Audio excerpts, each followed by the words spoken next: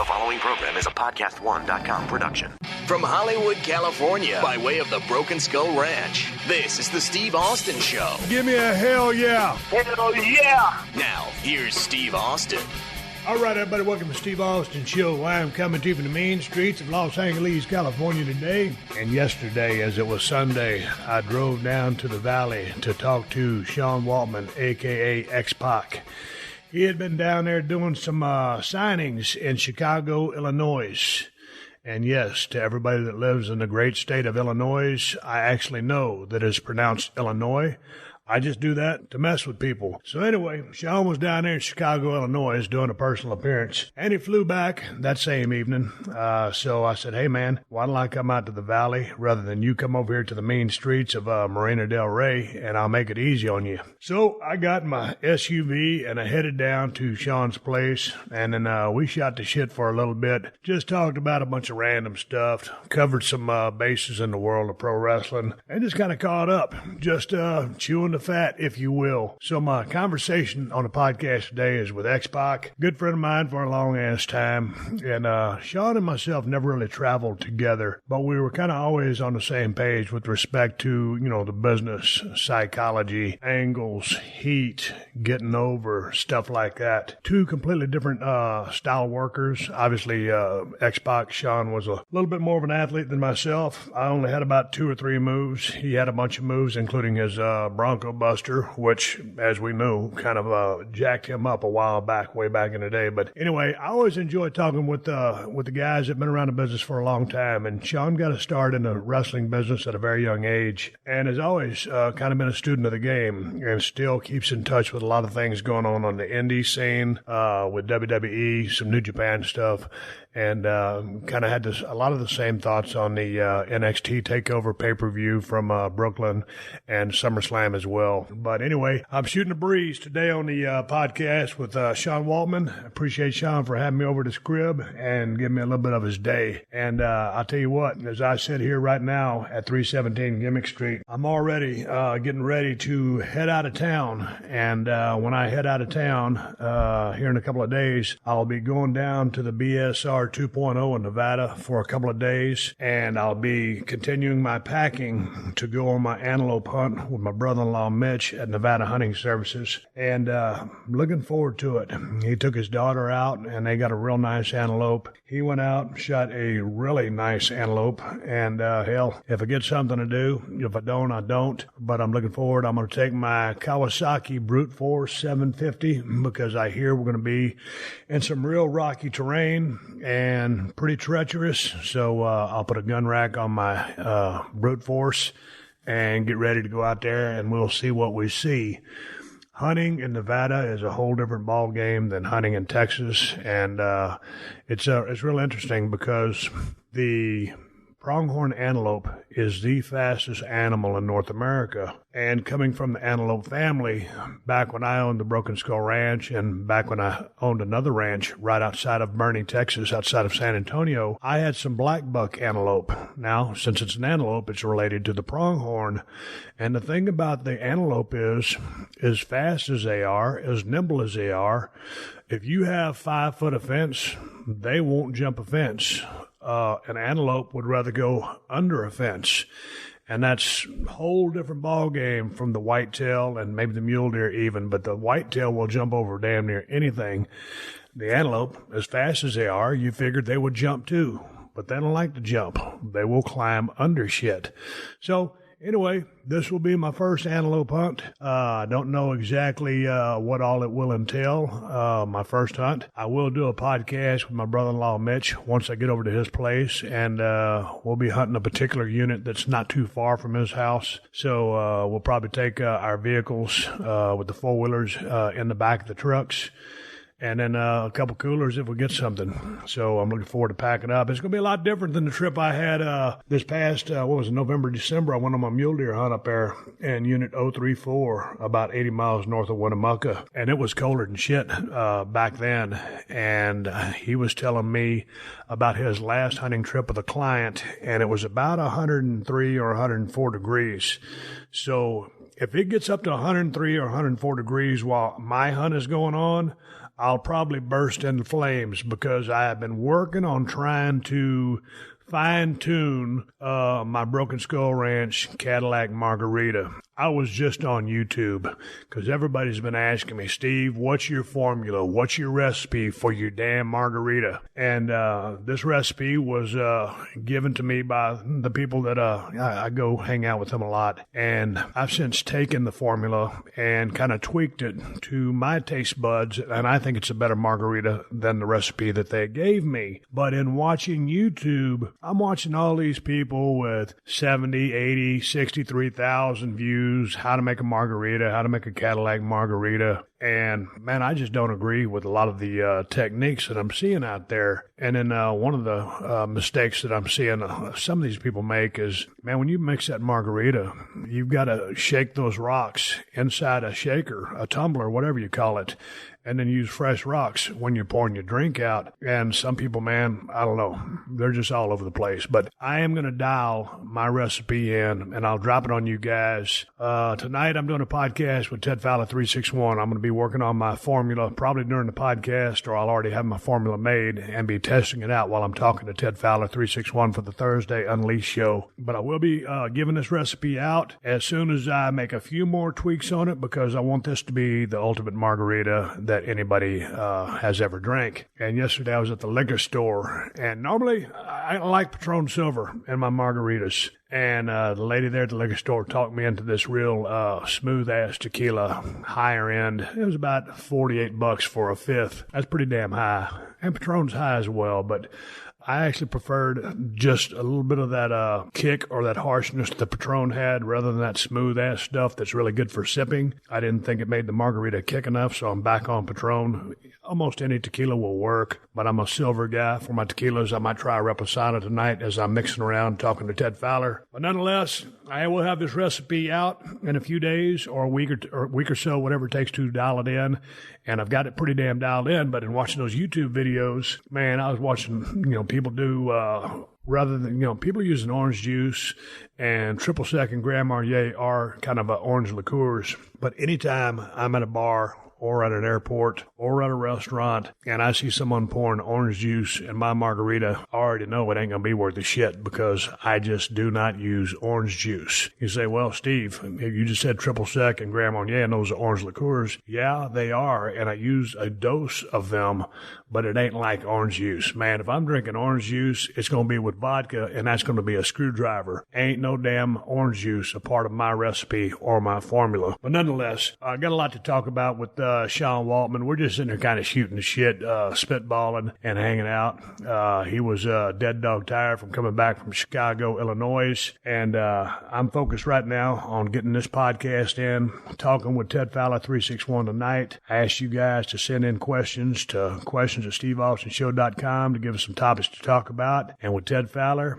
you never know what you're going to get. I know we could be talking about blue panties, but it's also just recently the 1-year anniversary of when Hurricane Harvey slammed into Rockport and devastated that whole city, the whole South Texas region, all the way up there into the Houston area. Everything was underwater, but Rockport was hit the hardest. And I'll never forget talking to Ted when we did that podcast after Harvey. Man, he was not ready to do the podcast. He doesn't even remember what we talked about because I really believe he had PTSD because of how just traumatized he was by the deal, how shook up he was, just completely overcome and flabbergasted by the devastation. And I think the dude had PTSD, man. And so it's been a year. He's been working his ass off.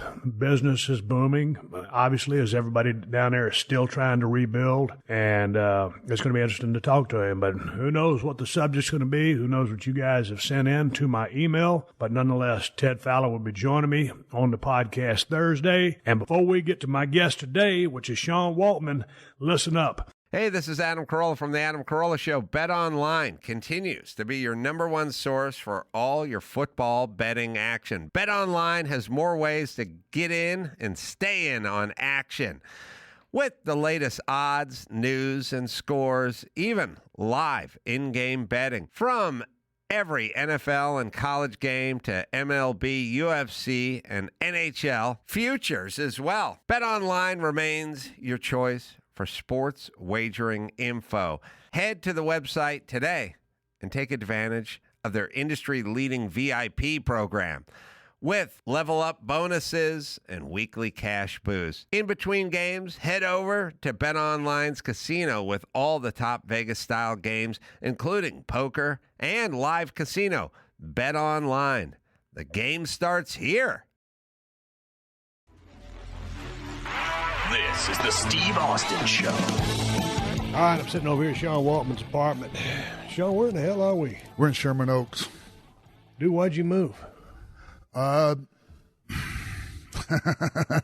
You mean from Encino? Yeah. Oh, I just needed to change. That was just my, like when I first came out here to LA, that was like a temporary spot over there. I was one of Maria Menounos' house. Oh, okay. Man, So- I started driving over here, man, and I've been living in Los Angeles now for about 15 years. Yeah. But I never really leave the West Side or Marina Del Rey, or, I'm driving out of town, but I never go to all the different neighborhoods. Do you know your way around L.A.? Because I always rely on Sirius. Sure. Siri, whatever her name is. Whatever, right? Sirius, yeah, any kind I rely on Siri. GPS. Yeah, I learned my way around here, like back, in the early 2000s when I lived here. But I was a West Side, lived in the Marina too over there, all that time, and I never pictured myself living here in the Valley, but I dig it now. Yeah, but dude, I used to see you all the time at the World Gym back when it was the World Gym. These days it's the Firestone Walker Brewery, and you would come in there and train every now and then. A lot of times I'd catch you there, over there at nighttime. Yeah. So why'd you get out of the West Side?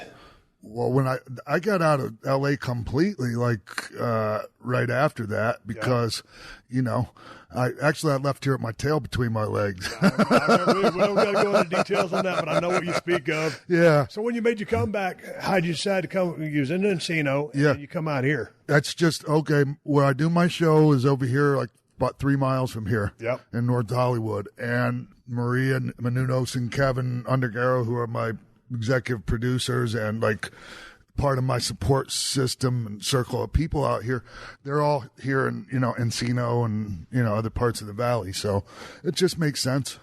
Man, you're still bashing it out here. I've been married for I've been married for about 9 years. We've been together about 14 years, give or take. Dude, how is life for you out here? I mean, like, are you hitting comedy clubs? I never see you. And that's the thing about when people live in L.A., at least, well, I'm a hermit and I'm a homebody. And I'm married. Shit, I'm just a stick in the mud. Yeah. Dude, what do you do for kicks around here? Lately, I've just been kind of a hermit myself. But when I first got back out here, I was at the Rainbow down on Sunset like a couple times a week. Like I'd be hanging out with like Glenn Danzig or like guy Sebastian Bach, different people. Just doing that thing. And then when I got arrested, at the airport when they said that I was trafficking meth. Yeah. So I just kind of like said, you know what? I need to like focus on things. And, even though like I knew I didn't do anything, but still, that was a hell of a speed bump in the road when it happened. So I just figured I'm going to just rein everything in. And not that I was going out and doing anything wrong, but I just like to just chill now. And I started dating again a little bit. I took 2 years off from that, Steve. Did you take a oath of celibacy? I did. Well, not an oath, but I didn't. When I took 2 years off, I took 2 years off of everything. No messing around, nothing. 2 years off a lot of things, but that's one thing that I don't know that I could take 2 years off of. Most people would say the same thing as you, and I agree. It's just for me at that point. That's where you were in your head and all that stuff. Because when you're coming up out of being all messed up, like especially drugs and alcohol and all that, and the reasons why we do those things, we tend to cling to relationships just like another drug. So I had to make sure, that's not what I was going to do before I started dabbling again. Hey, man, you brought up two names because I'm a big rock and roll fan. Yeah. Of course, Sebastian Bach, lead singer of Skid Row, and, of course, Danzig, a long time ago, part of the Misfits, and then obviously as Glenn Danzig. Not just part of the Misfits. Well, yeah, he started the Misfits. But as Glenn Danzig, I mean, his greatest success, when I first came to L.A. many years ago, I went to a Danzig concert, and Super Joint Ritual was playing. Yeah. And that was with Phil Anselmo was singing for them. He was crazy gone. Phil. Yep. He was out of his mind that night, and there was another band there, which I can't remember. But I remember hanging around Glenn all before, he was about to go on stage, and he crushed it. He was the main event. He knocked it out of the park. I know that dude's big into like anime, comic books. He has his own comic book line. Yeah, and kind of like erotica. Yeah, but he's a really smart guy. But I remember hanging around him, dude. He was into zero alcohol and zero drugs. That's right.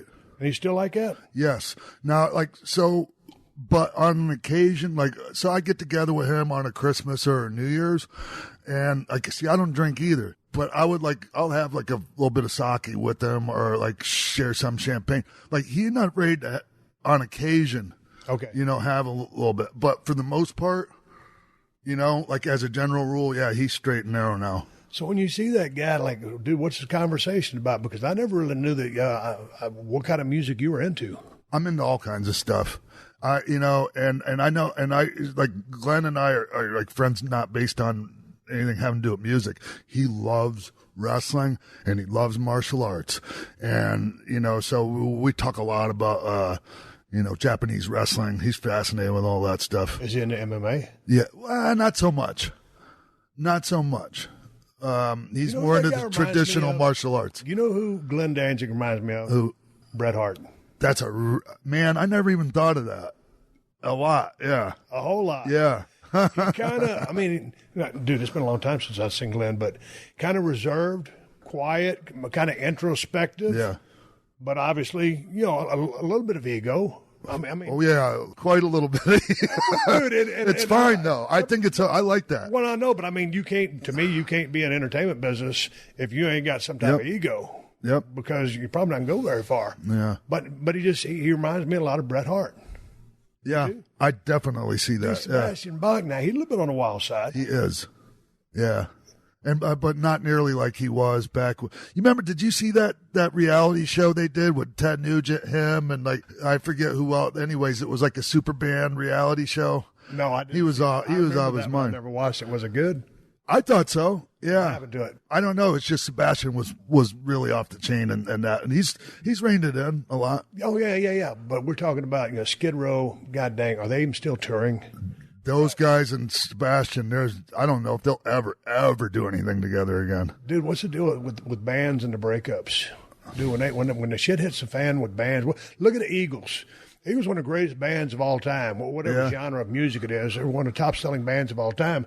Towards the end, those guys hated each other's guts when they did the Hell Freezes Over tour. And then after that, it's like, 5 different jets flying to a location so they could get on stage and make some money and then go their separate ways. Yep. Fleetwood Mac right now, they're touring without Lindsey Buckingham because of that shit. Yeah. Excuse my language. I'm sorry. No, yeah, it's fine. Even Glenn Danzig, he swore, God, like that Misfits would never get back together. Jerry Only came by the crib. It was a couple of years ago. And then when they got together, they just came to L.A. several months ago, and they were supposed to come on the podcast. Glenn and Jerry was going to be there. But I was in Nevada on a hunting trip, so I missed the boat. Because that would have been pretty epic to have both those guys. Pretty badass. Is there, when I get on the radio these days, like I said, dude, I'm a stick in the mud. I can't listen. I don't say I can't listen to. I just don't listen to anything new. When I'm working out in the gym, dude, I'm on Pandora Radio, and I'm listening to the same shit that I was listening to in the 70s, 80s, and 90s. I'm just stuck there. Yeah. Are you stuck there in a time warp with me, or are you digging into the new stuff? I know very little about the newer stuff, Steve. And it's not because I don't care about music. It's just, I think it's just kind of like you're saying, I just haven't exposed myself to it. And I'm sure it's fine. I'm sure it's good. It's just, I'm fine with the stuff I go to. So if you're going to listen to something and you're training or driving down the road, what would it be? Ooh. Damn. Your silence. Dude, because here's the thing. I don't listen to music while I'm training. Do what? I don't listen to music while I'm training. You don't? I don't, no. I don't know. You know what? I don't wear earphones, nothing. I just go in there and I just get it done, and I get the hell out of there, Steve. Are you thinking about what you're doing? Are you got a mind-muscle connection going? Or are you just going through the motions? Say, hey, man, let me train so I can just get out of here and get my swell on. No, the truth is, therapeutic for you. It's therapeutic, and I'm actually thinking about other things as I'm training. Like my mind's wandering, and like I'm going through different things in my head and working things out in my head, just about different things in life. Where are you training? Over here at the. You ain't got to give me a location for people who want to try to find you. Oh, okay. but it's the gym, right? Yeah, 24-hour fitness. All of a sudden, someone comes up to you, they recognize you, or it's one of your people that you kind of hang with. Yeah. But now you're in the gym, you're trying to get your workout on, your mind's wandering, you're kind of brainstorming. Yeah. How are you about people approaching you, whether they're friends, fans, or whatever, and all of a sudden you have an hour dedicated to your workout, and now you got someone chewing your ear off? Where do you stand on that? I participate quite often. I just, it's easy. I get distracted easy, and I'm happy to meet people and talk to them. And yeah, sometimes it's an inconvenience, but like if I don't do the headphone thing, and if I make eye contact with people, I'm kind of inviting it, So is that kind of that awkward feeling, because it's like, man, you want to recognize people, yeah, but like. I'm real bad at, I train in my garage, so I don't have to worry about it. But back in the day when I used to go to Gold's, dude, it's so hard to train at Gold's because everybody wants to talk. And like half the people in there probably, I know it. It's right? a blast to talk to everybody. But if you have an hour, or if you just have one block of time, and that's when you get your swell on, I mean, if you're going to sit there and talk for 40 minutes out of your hour, you don't have much of a workout. That's exactly what it was like at the gym in Plymouth, Minnesota, the gym, the Road Warriors gym. That was what it was like going in there, and especially when Jesse Ventura was in there. I mean, I wouldn't even get a workout in. I'd just say F it, We just talk about just all kinds of craziness. You were just in Chicago, and I called you up. You and me have been talking on the phone for a couple of days. I said, hey, man, you around to do a podcast? And he said, yeah. So I called you, and you was in Chicago. You flew back last night. I was actually on the plane, getting ready to get on the plane. I appreciate you taking my call. So how was the show? What were you doing? Were you wrestling? No. I just had a in-store signing at Pro Wrestling Tees. They have a really cool retail store set up. Ryan was telling me about it. He opened up a store out there. Yeah, it's really nice, man. Wow. They made it look like a hot topic inside there. And so that was nice. And like they have this, they have their own little wrestling crate thing. Yeah. And so like I did some stuff the night before for the wrestling crate, because I signed 3,000 things in 3 hours. That's how fast I can sign shit. Jesus Christ. So that's one every 2 seconds. Bam, bam, bam. Can you read it? Yeah, it's good. I just have a really good easy autograph. Back when I was trying to sign those autographs, it was just 316, and I'd already eliminated the Austin, and I damn sure eliminated Stone Cold Steve Austin. It was just too long of a damn autograph. But at the last one at WrestleCon at 34, I was signing Stone Cold Steve Austin, and I was like, dude, man, I got to get a shorter name. Yeah. How much are you traveling with doing wrestling and stuff like that? Are you still in the ring? I still am. It's just more and more, Steve. I'm not gonna lie. Like it's getting to not be fun. Like because what's not fun about it? I was watching you walk up the stairs because I'm over at Sean's place, and I was walking up the stairs behind him, and I was using the guardrail to pull my ass up because my knees ain't worth the shit. I was watching your bow-legged ass walk up. How did I look? A couple of years ago, you was moving around a little bit better. How you feeling? Well, right now I'm a little stiff, and I haven't been as active. I'm just going to be honest. Like I haven't been training as much, and I haven't been as strict on what I put in my body. So like I might let some gluten into my into my food intake. You look great. Yeah, but the inflammation in the joints. Oh, okay. from the sugar a little bit. Hey, man, that's one of the biggest things. I was talking with the dude, I think it was Mark Bell or someone else about that, with either carbs or sugar, and they're talking about all this inflammation. Yeah. I just never been a big inflammation guy. I don't really get it. So what is it that you're feeling? Just, but you've had normal aches and pains, right? Or not so bad. I'm not really in pain. I just move slower. Okay. Yeah, no, but I'm going to assume it's probably like the same type of those feelings that everybody feels. Yeah. When their knees hurt and, as they're getting older. It's just that I notice it. Like I'm more in tune with my body. So like I notice, okay, when I slip on my food intake, okay, yeah, I'm waking up and my nose is stuffed up and my knees hurt a little bit. My back might be a little stiffer. Oh, and also flying coast to coast doesn't help either. So if you was on your program, what would you be eating? Just or staying away from? Anything like with wheat, like and dairy. Do you eat out all the time, or are you cooking? I cook at home most of the time.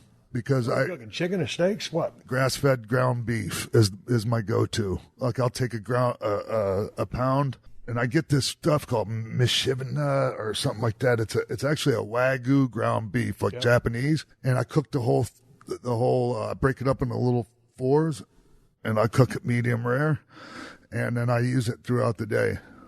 And I just eat like raw vegetables, spinach, things like that, and I start adding a little rice. A little bit of rice. But not too many carbs. No. Carbs blow you up? Yeah, but I feel like I needed a little bit of carbs back in there because I was starting to feel sucked up, Steve. Dude, what are you doing with your training routine? Are you able to lift heavy anymore? Not right now. Heavy? No, because I have I have this, the pec tear and the pec tendon. So Dude, how frustrating is that? It's really frustrating. How do you train around it? I just do the movements and I do lighter weights and higher reps. Eventually, the other muscles kind of, overcompensate. So I just I just do it higher reps. I'll do one set of 30 reps if I can crank out 30. You go gym every day? No. Once a week, maybe. Really? Yeah, right now.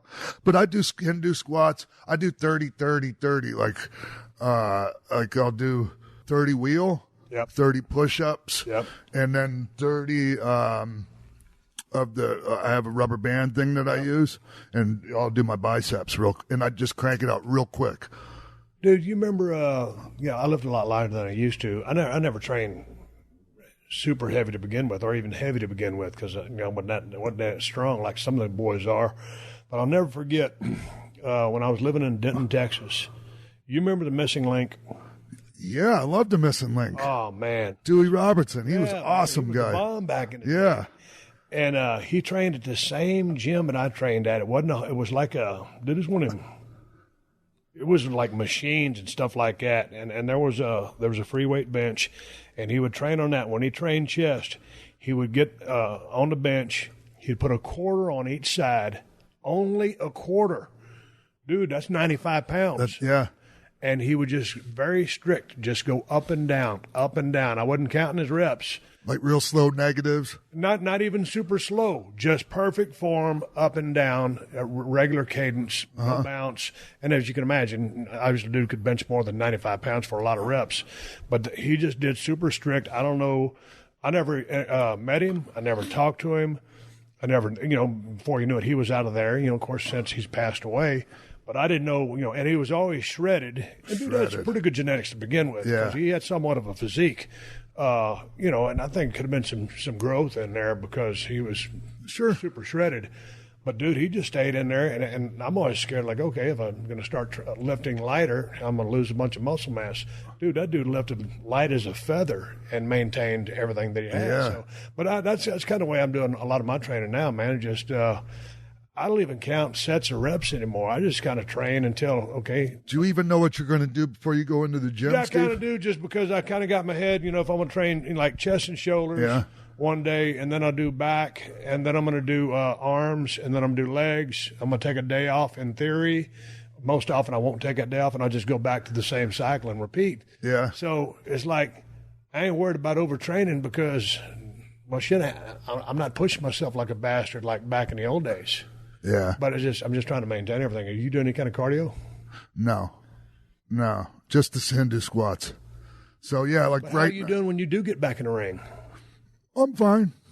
You know, I mean, for what I have to do. Trade secrets from being a veteran of the squared circle. Yeah. Staying relaxed, knowing your shit. Yes, and like, you know, like I put my matches together where I have little bursts. Right. And then, you know, and like there's short bursts, like where there's a payoff, and then there's a little break, you know, a little time for me to rest. And, you know, it's not that hard to do, especially in a tag match. And who you work with on tag matches? It's me and the local guy, like their local baby face when I go in there, get a little rub. And then we work with a couple of, you know, their local guys that can just, you know, try to make us look good. Here's the problem, what I was getting at earlier, is that a lot of times the guys I'm working with, and sometimes they can't help it, they just are green and experienced, but it doesn't go well. And like you know, I can just go do the appearance part and still get plenty of work, Steve. Like, I don't need to go, like, do the actual matches and get that tease of, like, oh, I'm going to get my fix. Yeah. And then, like, nope, psych, because they screw my hot tag up. So, yeah, it's frustrating, man. I'm not going to lie. What do the people want to see on the indie circuit right now from you? Trademark stuff? Yes. Greatest hits. Medley of my greatest hits. Like when I went to see George Jones back in the day. But I mean, he was older, but you know, like he did it that way. I'll never forget. We was in Indiana somewhere. We're staying at the Holiday Inn. It was the Holiday Inn that Larry Bird owned, and the shot was about 100 miles away, and George Jones was playing a doubleheader with Merle Haggard. Damn. And that was one of the first times I didn't know show. I went ahead and did my gig because I was with WCW. And, of course, I'd never skip out on a gig. But if you didn't no-show for No-Show Jones? Dude, I'll never forget Paul Bear, bless his heart. He was the biggest George Jones fan in the world, and he went and saw him. Yeah, he was. A personal appearance. And I'm not an autograph guy. But I asked him, I said, Paul, I said, you think you can get George's signature for me? And sure enough, you know, on George's book, I Lived to Tell It All, whatever it was. Yeah. I read the book, and he took my book and got it signed for me. So I got something from the possum. Hell yeah. But damn sure, I almost no-showed so I could go see. I can understand. Jones. I can understand. Hey, man, shifting to the wrestling scene, you and I were talking the other day. It was just SummerSlam, and then NXT Takeover was in Brooklyn again. And I asked you, I said, man, did you see that tag match between the Undisputed Era and the Mustache Mountain? Yeah. And you'd kind of watched parts of it. I saw when you and I talked at that point, I had only seen like the last 5 minutes. But you rewatched it. I did. Yeah. Those dudes crush it or what? I mean, and yeah, come on. That's next level stuff right there, Steve, in my opinion. Dude, the one kid's 21 years old. I've been like, I saw that kid. Talking about Tyler Bate, right? Yeah. I seen him when he's like 16 years old in Chikara, like at 16. And like, to me, that kid's one of the strongest people I've seen in wrestling pound for pound. He had a like 260, 280 pound guy up in a fireman's carry and the guy in the giant swing at the same time. And the kid's like 5'6" and 170 pounds and doing it and like rotations. He started when he was real young. Dude, when I met you, you'd been in the business how long? That was like 1991 when I met you. Yeah. I had started in 88. How old were you? 15. About probably the same story as this kid? Similar, but I think him even a little younger, maybe. What did you think about the difference between the NXT type presentation versus the main roster presentation? Just as far as the way the shows looked or felt. I mean, you know, they're the same company, but man, it was night and day to me personally. Like, it's just they know their fan base. Like, they have it's a little bit different of a fan base, and it's easier for them to cater to them because they're not trying to, I think, maybe, you know, cater to everyone and every demographic. Like, I don't know. Like, I like how they present their the storylines they do, they're nice and simplistic on how they present everything. You don't got to do a lot of. It doesn't rack your brain. It's easy to follow. Like I like the characters, and it's just, what was that, 5 matches they had on that show? Yeah, that was it. That was great. I think that's perfect. Yeah. You know, and then like, okay, there's a lot of people on that roster, but you got to fight to be on that show. You got to be like one of the best guys to be on that Takeover show, right? Or best girls. Because, or best. Man, that's what. Yeah, crushed it. As good as anyone out there. Kyrie, I'm gonna mess her name up again. I call it Carrie Sane. Yeah. And Shayna Baszler ripped it up. Yeah, and they were in my opinion, that was the toughest spot of the night. Like, explain that, because I was watering my yard when we were talking about this, and I didn't even consider the spot. Well, like, to me, that spot would have been like the match that's after intermission, which is usually like, you know, it's really hard to get them because. Yeah, they just came back from all their shit. Not everybody's there. Yeah. It's a cool-off type period. Yeah. That's what you mean. Yes, and the match that they followed, like, just had some amazing stuff. Some of the most amazing stuff you'll see in wrestling, right? Ricochet and Adam Cole with that moonsault super kick to the face, and man, it's just a really tough spot. That's all. Like, you know, to be able to follow that, and those ladies followed it like big time. To me, when I watch the NXT stuff, you know, I rarely watch NXT because you got to watch it on the network. Yeah, and so most time, you know, I'll DVR SmackDown and I DVR Raw. And I don't always watch them, but if someone says, "Hey, man, you got to check this out," I'll go back and watch it. So I'm kind of out of tune with the product. But the thing I like about the NXT thing is, it's almost like you said, the main roster is almost trying to cover or cater to everybody. Yeah. And to me, the NXT thing is more. I know that they're both under the same umbrella. It's WWE. It's sports entertainment. Yeah. It ain't pro wrestling no more. It's sports entertainment officially. So, but in my mind, it's still pro wrestling. And to me, in NXT, still resembles pro wrestling, right? Yeah, it's like it's kind of like a throwback. Yeah, and you know, it's all modern stuff. Everybody, you know, it's great lighting, great production values, everything else. But it's the storylines are very easy to understand and very, very simple. And the audience, I mean, the announcers aren't trying to go overboard, trying to explain all this, these things that are going on. And to me, man, I mean, that's wrestling when it's best. Yeah. If you go back to old Mid-South, well, you probably grew up on AWA. I grew up on championship wrestling from Florida. That's right. Right. But still, this same shit. World class, it doesn't matter. NWA, dude, all the storylines were really friggin' simple. You had a heel and baby. There was an altercation or a personal issue on top of a belt or a heated feud, and that was it. Yeah. So sometimes when I watch the main roster stuff, it's just like they're trying to play to so many people that the storylines get kind of convoluted, overlapped, and I don't even know, like Steve, I didn't even know that Charlotte was a babyface and Becky Lynch was the heel on SummerSlam. Right. And when Becky turned, you know, on her, like, she got that huge babyface reaction. Like I didn't even know what was going on. Like, I don't know. You watch every Monday? No, and I shouldn't have to be able to watch the pay-per-view. Like, I shouldn't feel lost. Right. Like, there should be something that, like, gets me up to speed, at least.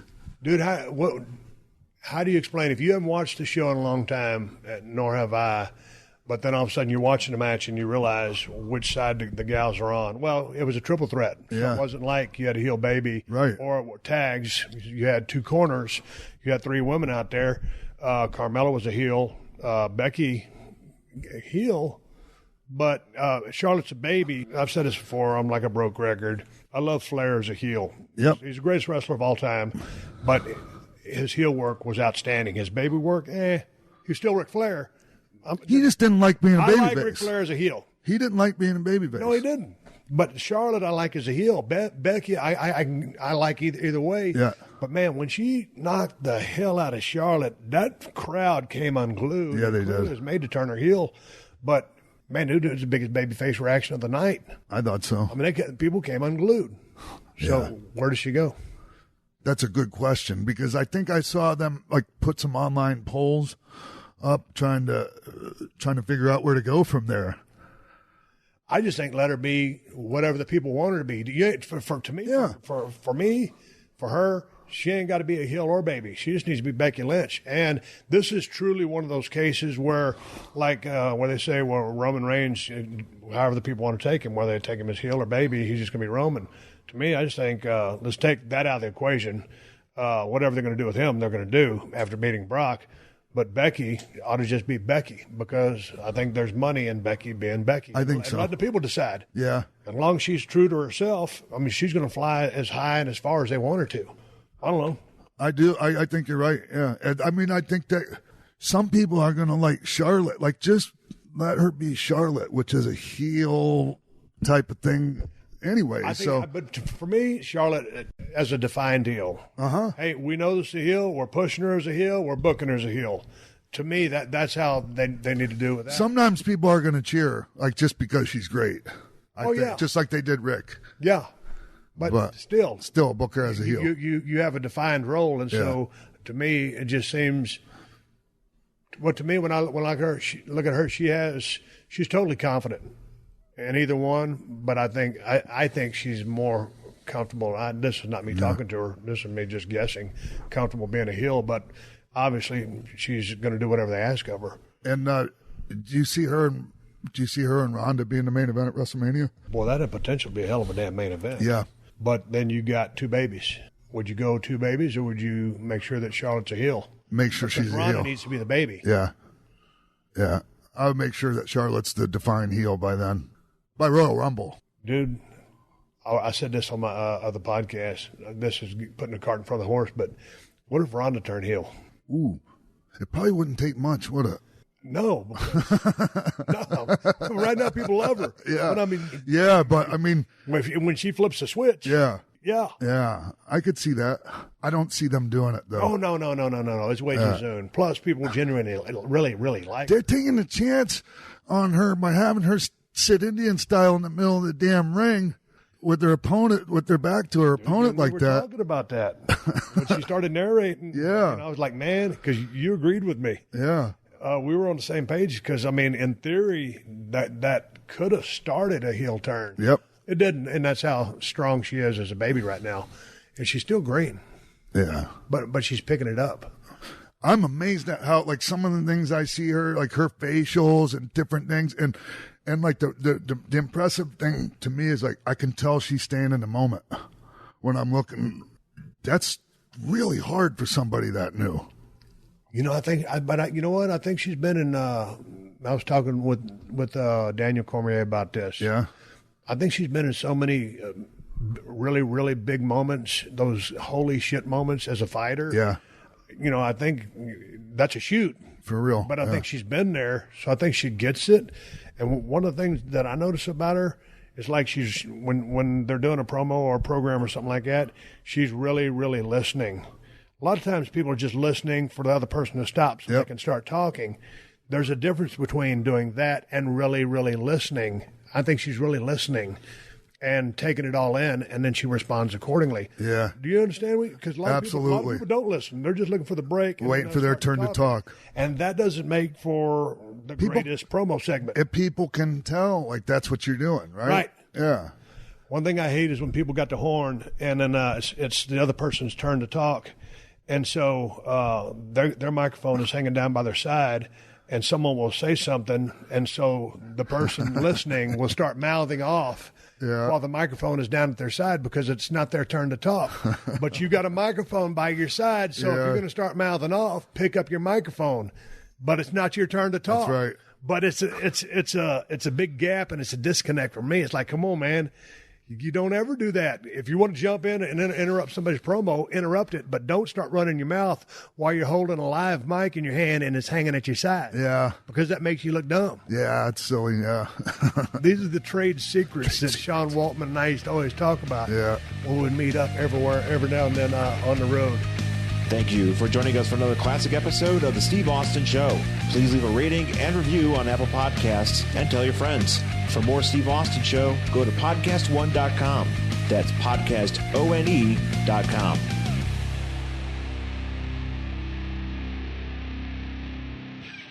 This November, action is free on Pluto TV. Go on the run with Jack Reacher. Every suspect was a train killer. Then buckle up for Drive, World War Z. Every human being we save is one less to fight. And Charlie's Angels. Damn, I hate to fly. Launch into sci-fi adventure with The Fifth Element and laugh through the mayhem in Tropic Thunder. What is going on here? All the thrills, all for free. Pluto TV. Stream now. Pay never.